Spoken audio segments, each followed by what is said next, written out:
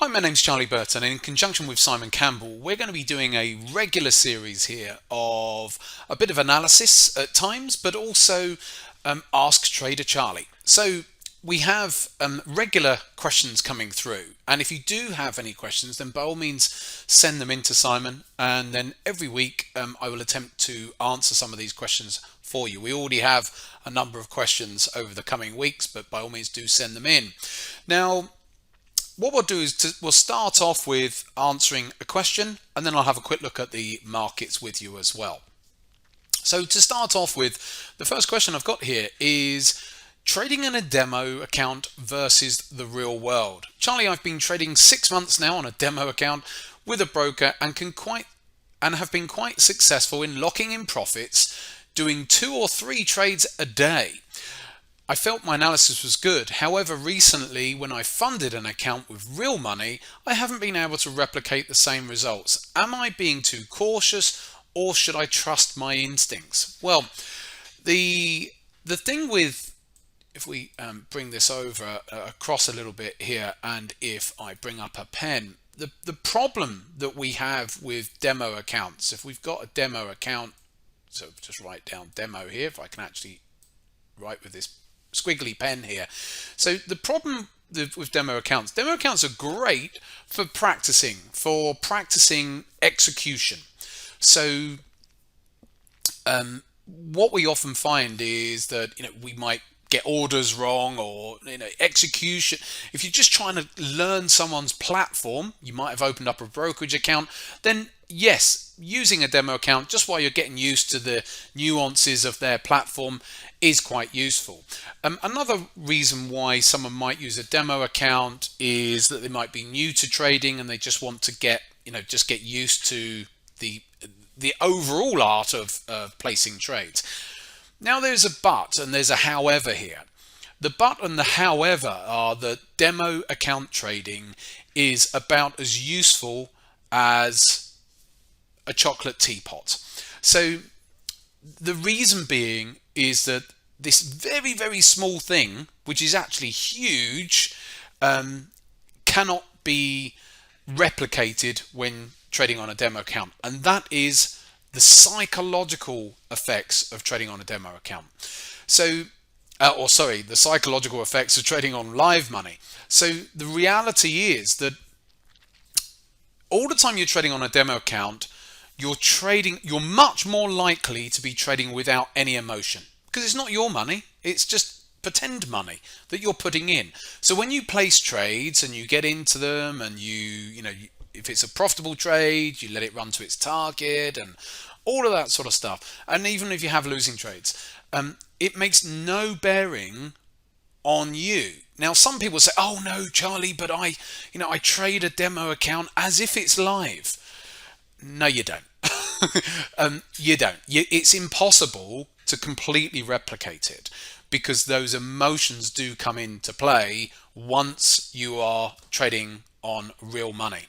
So my best advice is use a demo account for getting used to a broker's software, their platform or whatever, and then get off of it as quickly as you can. Or at least accept that if you might be demo account trading, for example, that you're testing a strategy. Yep, fine. If you're wanting to test a strategy in live market conditions, then fine, do that, but still accept that even if you're testing a strategy in live market conditions and you're wanting to just do some forward testing on it, you're still not going to, it still doesn't guarantee that even if your live trading on a demo account is successful, that is going to translate directly across into a real live account, because of the lack of emotions. So just see it for what it is. It is flawed.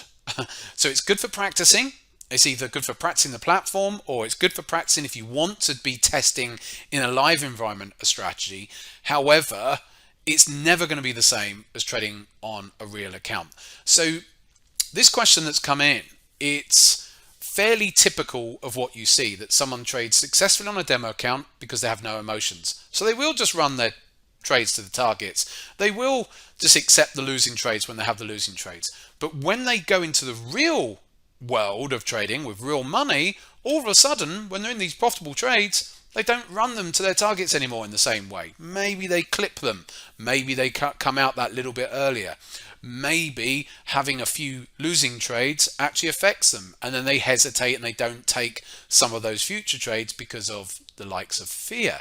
So all of a sudden, just a few subtleties like that can make a big impact on the overall outcome of profitability. So what was easily profitable on a demo account is not quite so easy now in a live environment. So the best thing you can do is, as I've already said, get off a demo account quickly.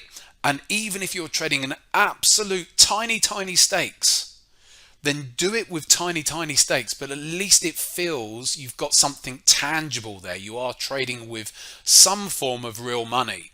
And then at least you're putting yourself in a position where you're starting to experience trading, but with some form of emotional attachment, because you will start to feel it, and then gradually start to increase your position size over time. If you just go straight from a demo account into a live account and risking, for argument's sake, 1% per trade, the risk is that you're not ready for that. So you're better off, if you're going to do that transition, do it gradually. So start off risking it, if you can, as I've just said, 0.1% per trade, and then gradually build it up to the point where you get to the amount of risk that you ultimately want to place on each trade, because then bit by bit you're getting yourself used to the emotional side of trading with real live money. So it's not necessarily about trusting instincts, because I don't think you should be trusting instincts as a trader anyway. So the reality is that what's happened to this trader, I'm sure, is that trading with real money has affected his or her decision making. And so that's what's really going on. So my advice, strip it back. You're already on a live account now, which is good. Take it right way back down to much smaller stake sizes, so that you're still getting the experience from trading on live amounts of money, but the impact of a winning trade or a losing trade from a psychological perspective is much more desensitized. Desensitize all of that. If we can trade with the way that you can trade on a demo account, but on a real account, then that's where we want to be. And the only difference is the psychology, because we're trading with real money then.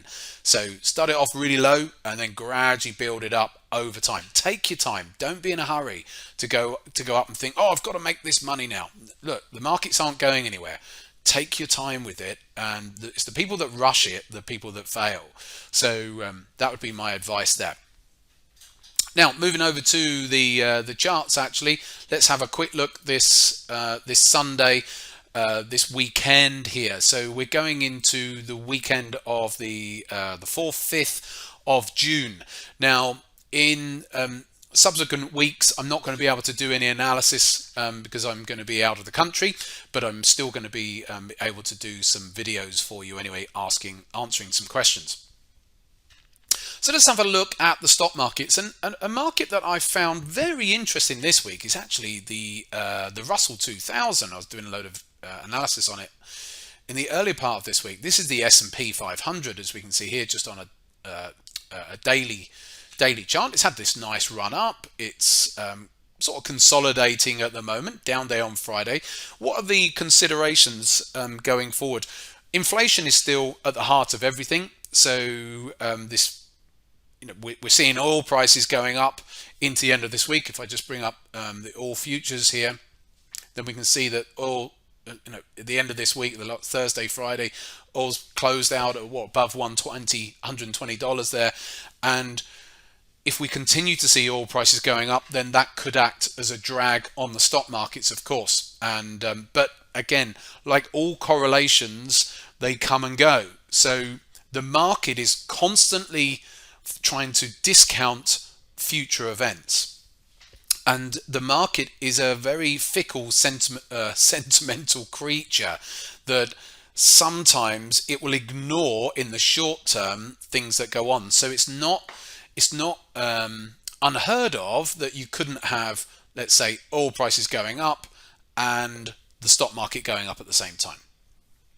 But there are considerations at the moment, such as if oil prices are going up, if energy prices are going up, feeds into inflation if that was to continue, and then that may well affect sentiment there in the stock market. So I do think that that is something to consider going forwards. Everything is about inflation. We've got the Fed just coming up, FOMC in 2 weeks' time.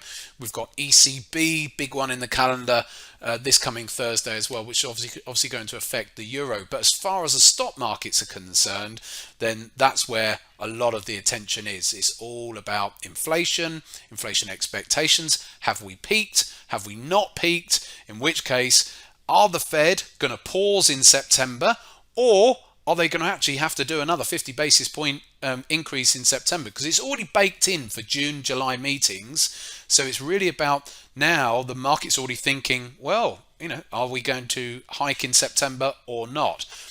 If the market thinks not, then that may be positive for the stock market. However, then we're going to be into earnings season again.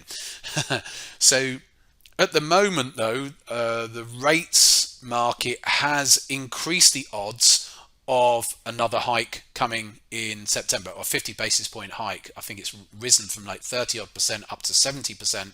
So just in the last few days. So that is something to consider. But taking all that aside and the fundamentals, because the fundamentals are swinging around wildly from 1 minute. We look at the S&P here.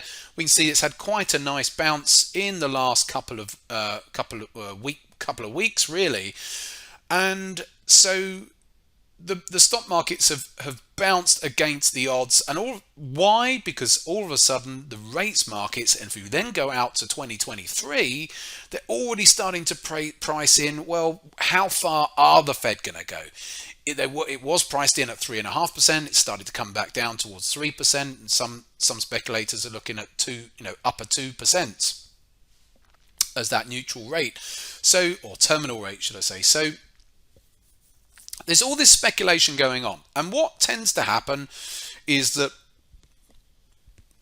sentiment can change on a week-to-week basis.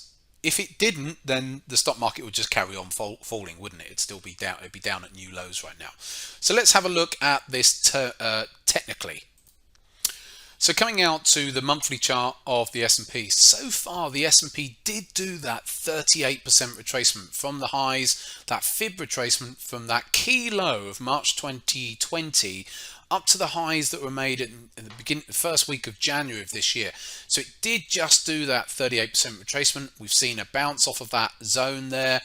As far as my moving averages are concerned, don't know why everything just disappeared then everything is sloping up. So we're still very much in an upwards trend. It's just that this is the monthly time frame, but we've just been overall in an upwards trend, but we've just seen a bit of a pullback here. If I go to that Russell 2000 that I've been talking about, same situation there. It's a broader market than the S&P, being 2,000 stocks. Now we can see that the Russell 2000 actually peaked in November of last year, and that peak to trough that we just made last month, that was a 50% correction, but it also corrected into these prior highs over here as well.